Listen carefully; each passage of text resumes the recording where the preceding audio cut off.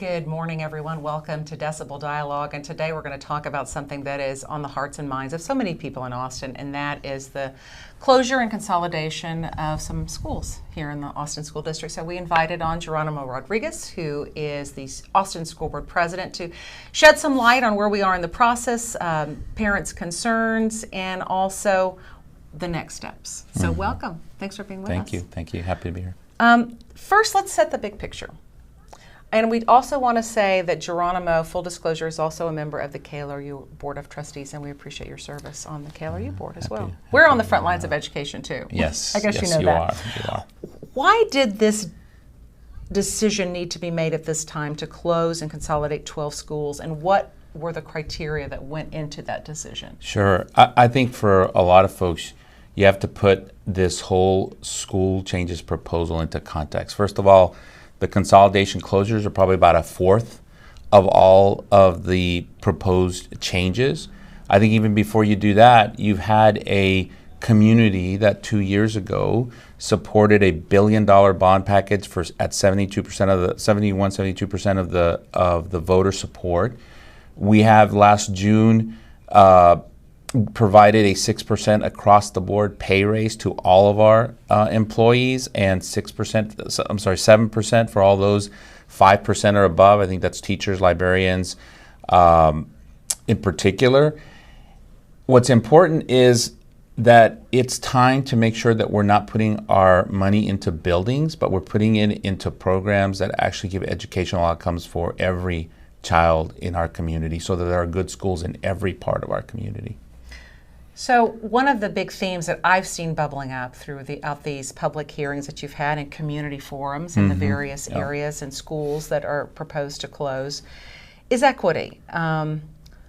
How are we going to guarantee that we don't continue the institutional racism that's really been in segregation that's been part of AISD's history for a long time, certainly in the early days? How do we guarantee that East and West schools do have those equal programs that you're talking about? It seems like the East schools have been targeted more heavily with closure. Yeah.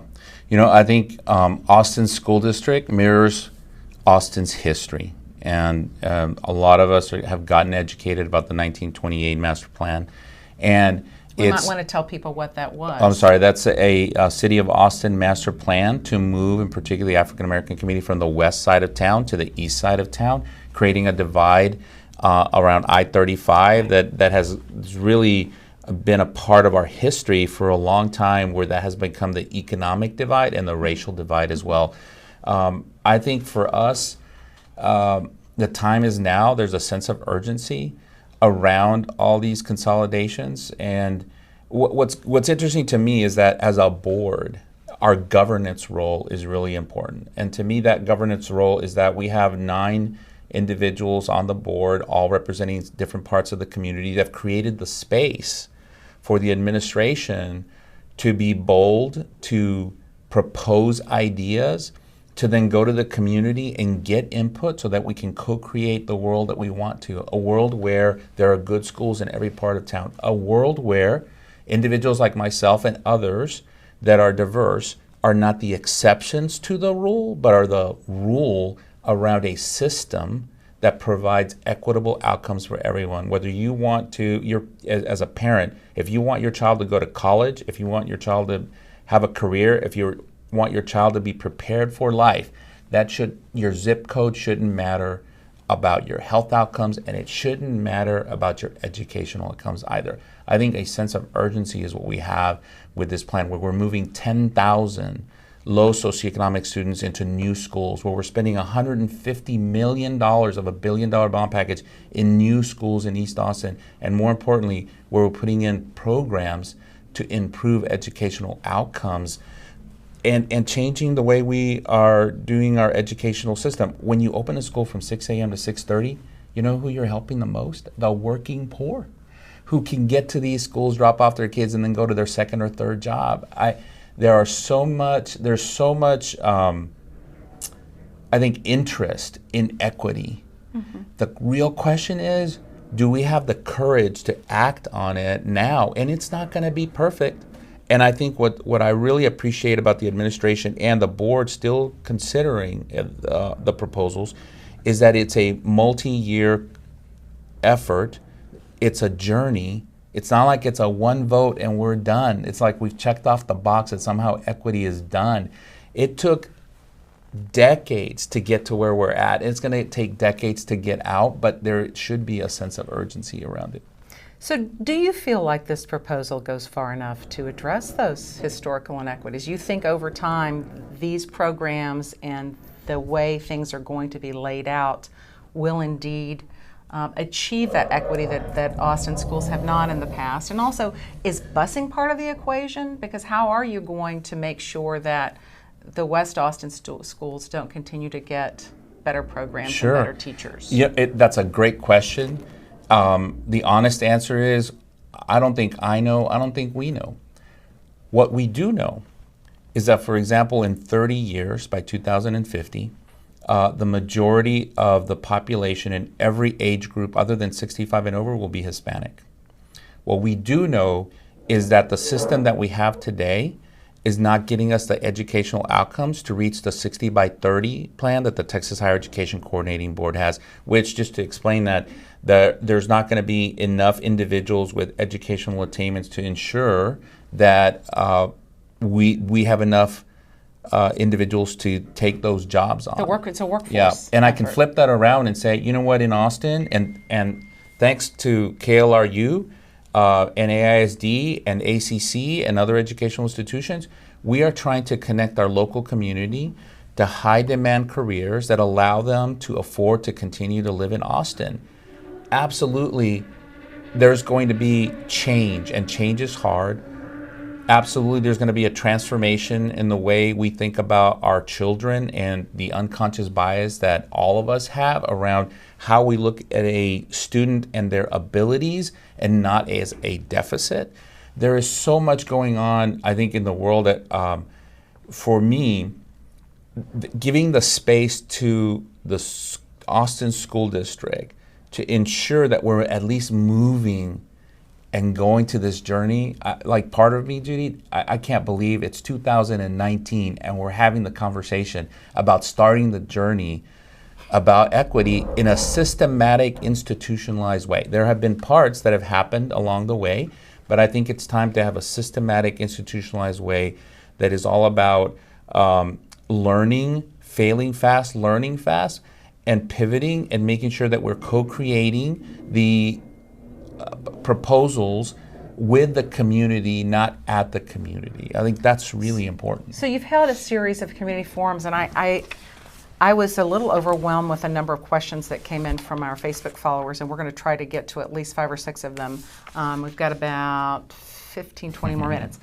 But before we do that, I want to talk about something that I don't think a lot of people realize. This is kind of a personal thing for you. I mean, you grew up in a migrant farm worker family, so you see this equity lens from a very unique perspective, and you've probably been the little boy who felt like maybe you didn't get the educational needs. Your education needs might not have been met the way you would have envisioned it as an adult.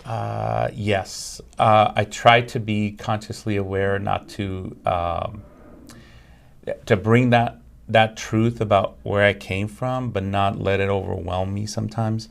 And I'll give you 2 examples of it. One is next week. Next week, for the 6th, I think it's the 6th year in a row, I will go to Hermiston, Oregon, and go help my parents harvest potatoes for about a week in between the school changes meetings. Which I've been doing, like I said, for the last 5 years. This will be my 6th year. And I did that, one, because I wanted to spend more time with my parents, who are now 71 and 72 and still harvest potatoes in the month of October. It's hard work, but I do it because I wanted to go spend time with my parents. I got to reconnect with 2 of my uncles who passed away, both from cancer. My cousins are in those fields. And it allowed me to return to a space that, frankly, as a little kid, it's like you swear, I'm never going back there again. Yeah. And where did I go? Right back to the place where I started. The reason is because I still remember to this day spring break 1982, when we had moved from South Texas to Washington State, and I'm in the 7th grade, and it's about 6:45, 7 a.m. in the morning, and I look out, and there's my sister and my brothers and my cousin picking up the yellow school bus, getting on it, going to school, just like every other child. And there I am in the fields for the first time, working full time, all day, going to night school 3 times a week, 3 hours a night, and being so upset because all I could see was the doors of opportunity and access just closing on me left and right. I didn't believe I was going to graduate from high school. When my brothers and sister, as the oldest brother, they talked to me about, what do you want to do when you get older? I said, I don't know. I don't think I'm going to graduate from high school. And I told them the story of how I had learned when I was in that fields and mad and upset. I don't want to be here. And I see Antonia Hernandez, who's the head of the Mexican American Legal Defense and Education Fund, Henry Cisneros as mayor, and he's got a master's degree and she's got a law degree. I'm like, one day I want that, where my parents don't have to work because they don't need to, because they want to. A world where my kids are not having to go work and during the day and go to night school. And I told them that I didn't think that was going to be possible. Well, my parents switched the crop seasons. We would work 2 weeks in September in Washington State, go to Oregon, start school 2 weeks late, go to Thanksgiving. I would transfer to South Texas, where in the 7th grade, I was taking Algebra 3, 4, and French. In South Texas, they said, son, you take that in the 10th grade here. And so then I got put in remedial classes. Then on spring break, I went back to Washington State to another part and then started school there and then did night school. I ended up graduating the top 5% of my class. I ended up getting a scholarship to go to St. Edward's University, to the College of Citizens Migrant Program. First one in my family graduated from high school. First one in my family graduated from college. Got elected student body president my senior year. Went to graduate school. Still need one class to graduate from that. Then I got an invitation, an acceptance to go to the University of Texas School of Law, and I ended up going there for 3 years and graduated. And then I was able to serve a president of the United States. So I went from the fields of labor to the fields of education to serving the president of the United States of America. Only in this country can you do that. But I'm telling you this story because I think that there are a number of other people that have had the same experiences. They are exceptions to the rule in a system that we had to navigate in different ways. I believe that those of us that went through those experiences and have the ability, the influence, the power to change that should raise our voices, speak our truth, and say, you know what, it's not okay that we don't have new schools on the east side of town. It is not okay that we don't graduate those students college, career, and life ready in the same rates that other parts of the city. I just fundamentally believe that if we're going to be on this earth, that we should be using our skills to our fullest ability. And if you focus on ensuring that every child reaches their fullest potential, there is no other question for me other than we have to change. We have to create a system that is about equitable outcomes and helping 10,000, in our case just now, 10,000 kids will move into new buildings, but more importantly, into stronger academic programs that help them graduate from high school, college, career, and life ready. You understand, I know, why it's such a personal battle for parents. Uprooting children from a school that's been a neighborhood focal point is really difficult. And I know you're not surprised by the number of parents who've showed up at the community forums, and we're going to talk about the community forums at the end of the interview, but I want to get some of the, and thank you for sharing your personal journey with us. I want to get to some of the questions from our viewers. First, we have Steve Dock. Can Mr. Rodriguez justify the impact that closing 8 elementary schools in East Austin will have on the total East Austin elementary school community when we consider those who are being relocated and the students in the schools to which they are being relocated. 51% of all elementary schools in East Austin will be impacted by the current proposal. And this is something we've talked about, the fact that the proposal seems to not mess with the West Austin schools very much structurally that are old, but the East Austin schools. Well, I think part of it is, as I mentioned at the very beginning, I cannot believe that in 2019 we're beginning to start the conversation of the journey of systematic equities in educational systems. So I don't think we're done with changes. I think we're at the very beginning of it. I think the other part is that in previous years, we have allowed charter schools to take 10,000 of our students in the East Austin area. I think we've got to compete with those entities, which I believe in parent choice. I just don't believe in that school should be cherry picking people like myself who might academically be doing well but come from low socioeconomic status. I think what's important about the question is that we as an entity, we as Austin Independent School District and as the trustees have a responsibility and obligation to manage the change that needs to happen. If you close schools, you are taking money from the building and putting it into the schools, into educational programs. I think the question is really around how does an administration, how does a board manage the change that's going on? One of the things that we know is that in East Austin there are more schools than in West Austin as a concentration. Why? Because we had a lot of children that were going there. What we don't talk about is the fact that we've lost 1,000 kids a year for the last 5 years each year, and we're projected to lose another 1,000 kids a year for the next 5 years.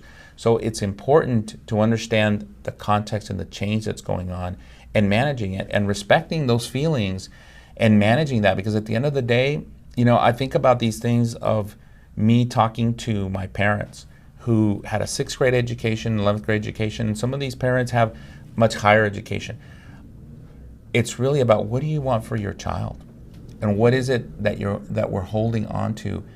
And for a lot of parents that I've talked to, it is about making sure that their kids do better than they do. It's about their kids getting the best educational opportunities they can.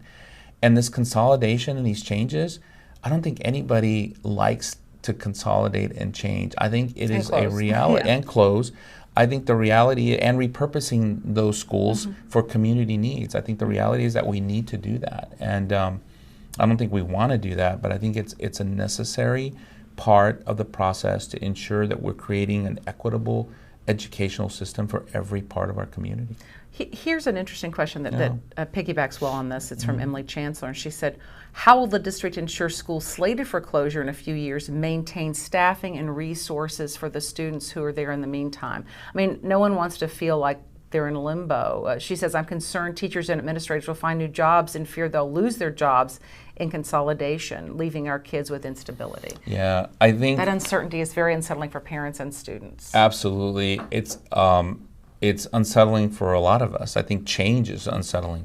I think one of the things we have to do is when you manage organizational changes at a large scale, 11,500 employees, over 100 locations throughout our community, I think there is a responsibility and obligation by our leaders, and that includes myself, that includes the superintendent, and all the board of trustees, the management, to ensure that we're communicating effectively to those affected families and those employees to ensure that they know what we're doing. What I am used to, I mentioned having worked in the White House, I'm so used to this framework of vision, strategy, goals, implementation. I think it's important to over-communicate the vision, the strategy, the goals, and the implementation of what we're trying to accomplish. I think that we can retain the majority, almost all of those individuals. This is not about losing any jobs. This is not about trying to create an efficiency or effectiveness around human resources. I think we need those human beings to stay with us. Both the teachers, the aides, cafeteria workers, bus drivers. There is no goal to sort of create efficiency by losing the human capital. And I think and if I'm getting this question correctly, it's about relationships and about trust. And I think both of those are only created when we engage with each other and we hold each other accountable. Large organizations are difficult by themselves to manage without having an ability to hold them accountable, hold us accountable for what we're trying to accomplish. At the end of the day, we want to make sure that those students have the teachers that they need, the resources that they need to ensure that they're succeeding. And Emily and all the parents and stakeholders and community members should be holding us accountable to that and ensuring that we continue to do that. That is one of the reasons why we considered doing the pay raise in June.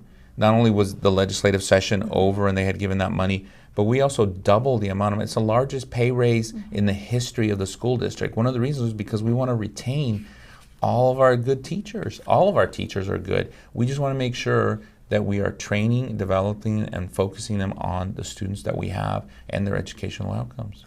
I have two questions here that are similar, I think, and they come from Robin Rather and Kevin Michael Foster. He first says, in each community conversation, deep, compelling questions and concerns have gone unaddressed or unconvincingly addressed.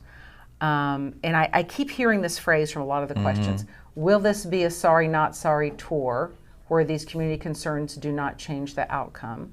That's Kevin's question. And I'm going to also include Robin's because she says, why do the trustees keep ignoring previous trustees, Saldana and Gordon?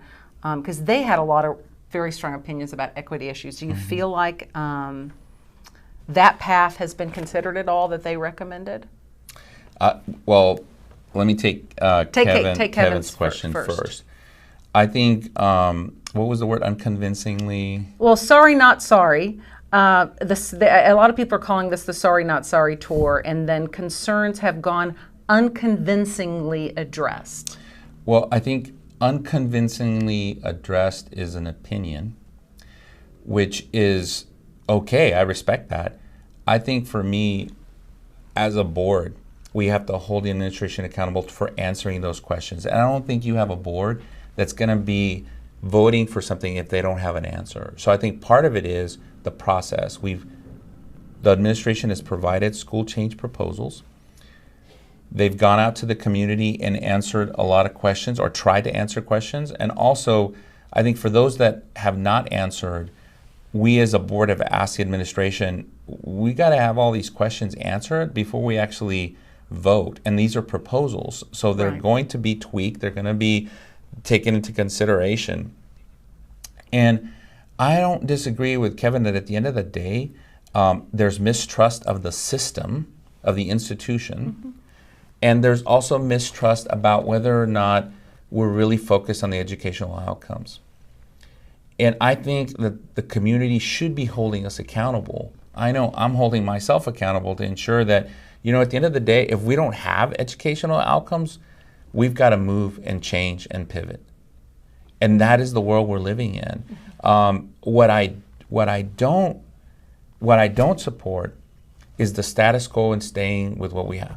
It's okay to have 10,000 kids in poor schools. And when I say poor schools, these are the scores that were done by the Facilities and Bond Planning Committee and others that are saying, well, these schools are not as good as the schools on the west side, or they're not new schools. And Judy, I can't remember a day in my life when I was in school where I was in a new school.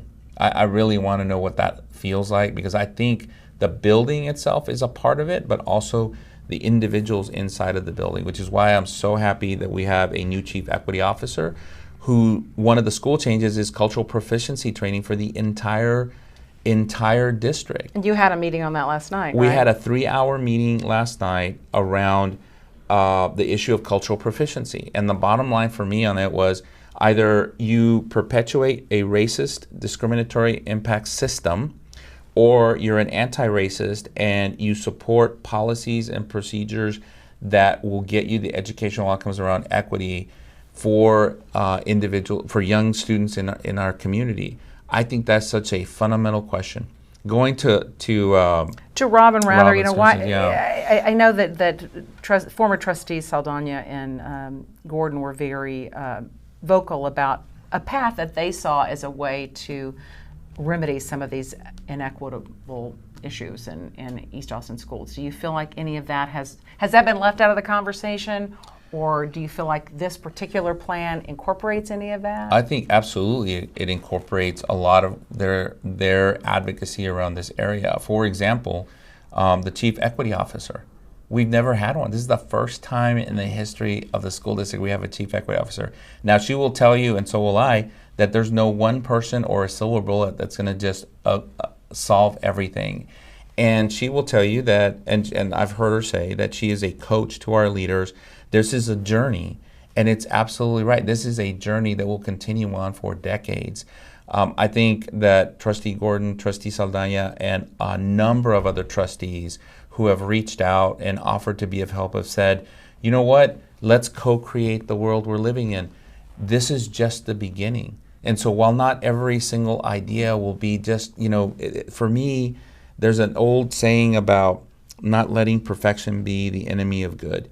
And I think for me, this is a process, this is a journey, and I think it'll continue on. And we will take input from everyone and then consider it and use it to see whether or not we're going to have improved educational outcomes. But do I have the same skepticism that Kevin has about whether or not it has an impact?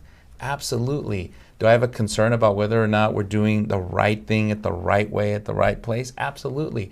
But it should not stop us from considering all these school proposal changes, and it shouldn't stop us from asking questions and asking of the system, not of an individual, of the system, to make sure that it doesn't have a discriminatory impact at the end of the day. And I think that is a journey and a mission, a vision that I think our community can put their arms around. Rally behind. Mm-hmm. We're almost out of time. I know that there are several more community forums. Is there one tonight, maybe? Martin? There's one or tomorrow night, maybe? Tomorrow at Martin Middle School. Yes, but tomorrow morning on Wednesday is the Joslyn Elementary School one. I don't have them all memorized. I know we're going to be giving a link so people can see where they can weigh in. Well, I'll be at that one. Okay. I think there have been trustees that have been going to all of them. We've been getting a tremendous amount of input, whether it's emails, whether it's at the forums, whether it's phone calls. I think right now is the time for the community to be engaged,